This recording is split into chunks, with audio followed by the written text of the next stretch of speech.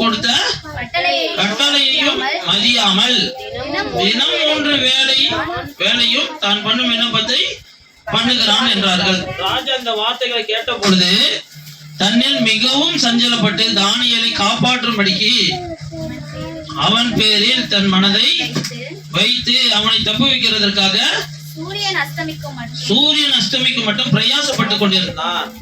பாருங்க, ராஜா ட்ரை பண்றான், அவன் தான் கையெழுத்து போட்டான். ஆனா தானியேலை பிடிக்க போயிட்டாங்க. தானியேலை ரொம்ப பிடிக்கும் ராஜாவுக்கு.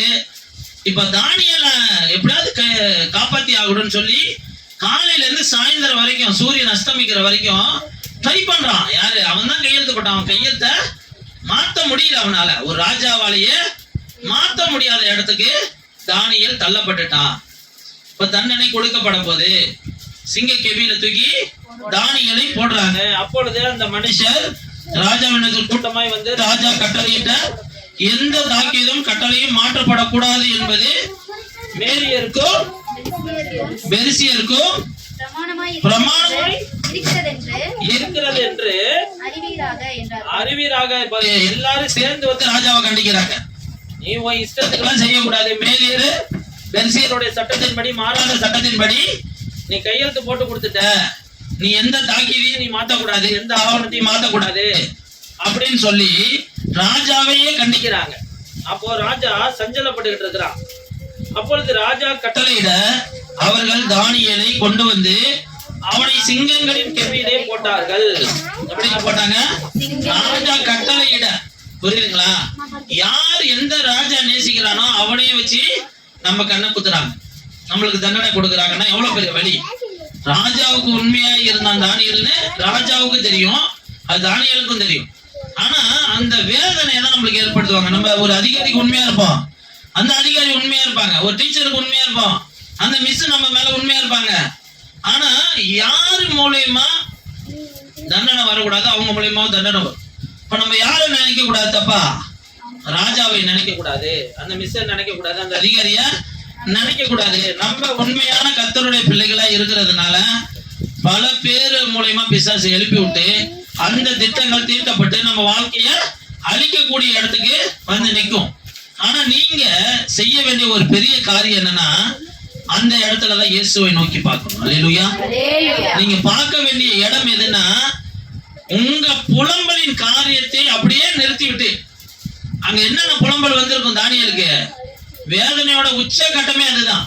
ஒரு சிங்கத்துக்குள்ள சிங்க கெபியிலே தூக்கி போறாங்கன்னா எவ்வளவு பெரிய வேதனை அது. அது கொஞ்சமாவது யோசிக்க முடியுமா? அப்போ நம்மளுக்கு இந்த வாரம் ஒரு கடுமையான பிரச்சனை வரலாம், ஆண்டவர் அதை எச்சரிக்கலாம். இந்த மாதம் ஃபுல்லா வரலாம், அது கடுமையான முறையில ஆண்டவர் என்ன செய்ய சொல்றாரு, கண்டிச்சு சொல்லுகிறார். உனக்கு இந்த மாசம் ஒரு மோசமான பிரச்சனை வரும். ஆனா அந்த மோசமான பிரச்சனையிலேயே நீ செய்கிற 3 வேளை ஜெபம் காக்கப்படும்.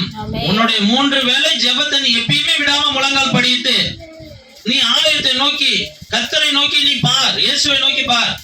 உன் புலம்பலை ஆனந்த களிப்பாய் மாற செய்கிற தேவன் உன்னோட இருக்கிறார். அல்லேலூயா. அப்போ இன்னைக்கு இயேசுவால கூடாத காரியம் ஒன்றுமே இல்லைங்க. தேவனால கூடாத காரியம் ஒன்றுமே கிடையாது. எந்த சூழ்நிலையிலையும் உன்னை காப்பாற்ற வல்லவரா இருக்கிறார் அவர். அப்போ இன்னைக்கு ஜெயம் எப்படி இருக்குன்னா, எல்லாருமே ஈஸியா ஜெயம் எடுத்துருவாங்க, எல்லாருக்குமே ஈஸியா ஜெயம் கிடைச்சிடும். ஆனா கர்த்தருடைய பிள்ளைங்களுடைய ஜெயம் மட்டும் ஈஸியா வரவே வராது. பாருங்க, கர்த்தருடைய கிருபையினால வரும். அது கர்த்தர் நாமத்துக்கு மகிமையா இருக்கும். அது அநேகர் பார்க்கும்படி, அநேகர் வியந்து ரட்சிக்கப்படும்படி, ஒரு பெரிய அநேக பேருக்கு மத்தியில ரட்சகனாய் உன்னைய நிறுத்தி பார்க்கறது கர்த்தருக்கு பிரியமா இருக்கும். அதனாலதான் ஜெயத்தை எப்படி வச்சிருப்பாருன்னா, நீங்க ஆரம்பத்துல இருந்து படிச்சு பாருங்க. யோசேப்பை எடுத்துங்க, சிறைச்சாலையில போட்டாங்க. அவன் 13 வருஷம் தண்டனை அனுபவிக்கிறான். ஒரு தவறு செய்யாதவன் என்ன செய்யறான், 13 வருஷம் அனுபவிக்கிறான். 13 வருஷம் இப்படியே ஒரு அடிமை வாழ்க்கையே வாழ்ந்து லாஸ்டா சுத்தமா எடுக்க முடியாத சிறைச்சாலையிலையும் தள்ளப்பட்டுட்டான். அவன் வாழ்க்கை அப்படியே முடக்கப்பட்டுச்சு. ஆனா இதை யார் யாரெல்லாம் பாக்குறா? எல்லாருமே பாக்குறாங்க. விற்கப்பட்டவன் பாக்குறான், தன்னன் தம்பி பாக்குறான், போத்திபார் பாக்குறான், அந்த சைடு சிறைச்சாலை தலைவன் பாக்குறான், சுயமாகி பணம் பாத்திரக்காரன்னு அந்த 2 பேருங்க வந்தாங்க, அவங்க பாக்குறாங்க. எத்தனையோ பேர் அவங்க கூட ஜெயில இருந்தவங்க பார்த்திருப்பாங்க. அந்த போத்திபார் வீட்டுல வேலை செஞ்சவங்க எத்தனை பேர் பார்த்திருப்பாங்க. ஆனா ஒரு நாள் வந்தது, அவன் பெரிய அதிகாரியா நிக்கும் போது யாரையுமே குற்றப்படுத்தல பாருங்க, யாரையுமே அவன் குற்றப்படுத்தல.